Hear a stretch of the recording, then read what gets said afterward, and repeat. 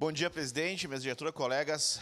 Parabéns, vereador Zé D'Ambrosio. Fico feliz do colega puxar a palavra aí também para falar algumas verdades, né? A gente acha que tudo aqui é terra arrasada, como o senhor falou, é muito fácil apontar o dedo. Eu acho engraçado...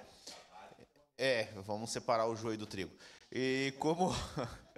Eu achei muito interessante que quando o prefeito faz o direcionamento dos nonos anos para o colégio estadual, para priorizar as crianças que estão vindo buscar vagas na rede municipal, ele é errado.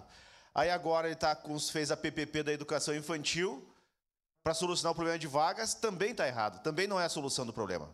Eu acho que para a oposição no estalar de dedo a coisa resolve, como se cada um de vocês aqui, os seus partidos estivessem no governo, a solução dessas vagas ia ser da noite para o dia. Então é importante salientar isso.